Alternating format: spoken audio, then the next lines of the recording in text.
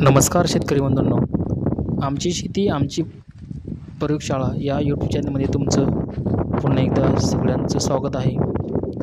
तर शेतकरी बंधूंनो, आज आपण जाणून घेणार आहोत आपल्या कापूस पिकामध्ये दुसरा खताचा डोस कोणता द्यायचा आहे. तर शेतकरी बंधूंनो, आता जवळपास लागवड करून कापसाला 25 दिवस झालेला आहे. ही कापसाची लागवड आपली 15 जून दिवशी झालेली आहे. तर 15 जूनला जवळपास आज 20 ते 22 दिवस कंप्लीट झालेला आहे. सुरुवातीच्या काळामध्ये आम्ही 013 एकरी एक बॅग आपलं फुल्ली मारताना ज्यावेळेस रेगा मारतो त्यावेळेस आपण दिलेला आहे. आणि आता दुसरा डोस आपल्याला द्यायचा आहे, जेणेकरून आपल्या कापूस पिकाची चांगल्या प्रकारे वाढ होऊन व्यवस्थित फांद्या निघण्यासाठी काम करेल. तर शेतकरी बंधूंनो, या आपलं जे 50 गुंठ्याचं क्षेत्र आहे, तर या क्षेत्रामध्ये आम्ही पाठीमागच्या वर्षी हळद हे पीक घेतलं होतं. तर त्या हळद पिकामध्ये चांगल्या प्रकारे उत्पन्न निघालेलं आहे आणि त्याच क्षेत्राची बेवड म्हणून आता कापूस लागवड केलेली आहे. तर शेतकरी बंधूंनो, कापूस पिकाला जर मेन म्हटलं तर बेवड असणं गरजेचं आहे, की जेणेकरून सोयाबीन, तूर किंवा हळद, कांदा याची जर बेवड असेल तर नक्कीच आपल्याला कमी खर्चामध्ये जास्त उत्पन्न कापूस या पिकामध्ये निघतं. तर शेतकरी बंधूंनो, तसं दरवर्षी आम्ही याचप्रमाणे कापूस पिकावर बेवड करून कापूस लागवड करण्याचा प्रयत्न करत असतो. तर यावर्षी या हळदीच्या रानामध्ये कापूस लागवड करून जवळपास आता 25 दिवस झालेला आहे.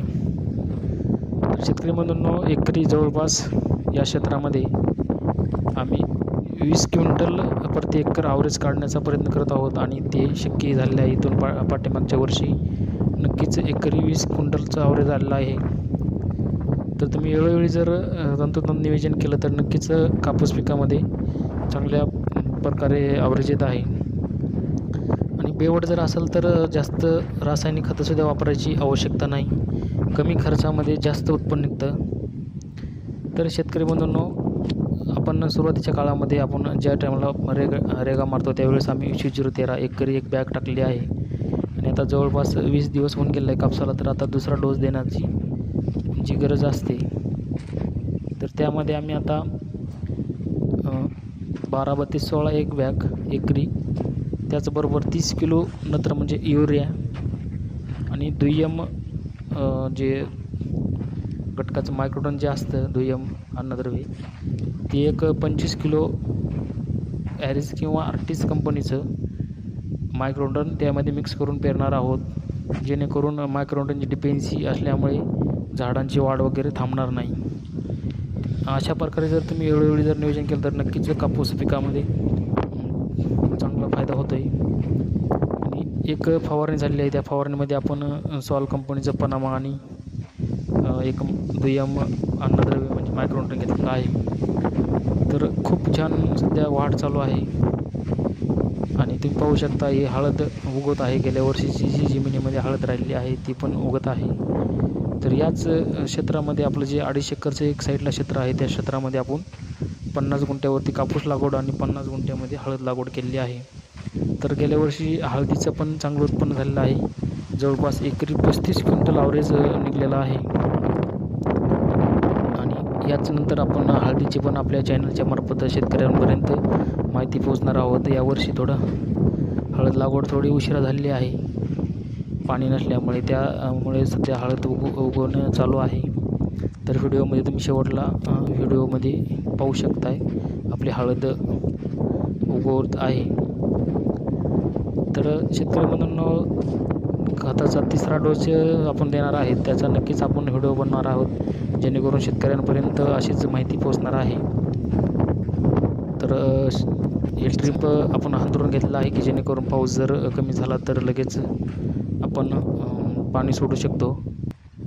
यावर्षी सुरुवातीच्या काळामध्ये थोडा आम्हाला कमी पाऊस आहे, त्यामुळे आपण थोडं पाणी पण सोडलेलं आहे आणि अशा प्रकारे वाढ चालू आहे. तर शेतकरी म्हणून 4x1.25 अशी अंतर ठेवलेलं आहे. आणि NSLचं नवनीत जे बियाण्याची जात आहे ते आपण या क्षेत्रामध्ये लागवड केलेली आहे.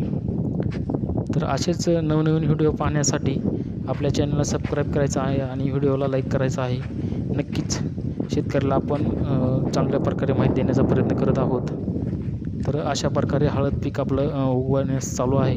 नक्कीच आपण हळदीचं बेसल डोस वगैरे कशा प्रकारे देणार आहोत ती आपण या व्हिडिओच्या आधारे तुम्हाला माहितीच पोचणार आहे.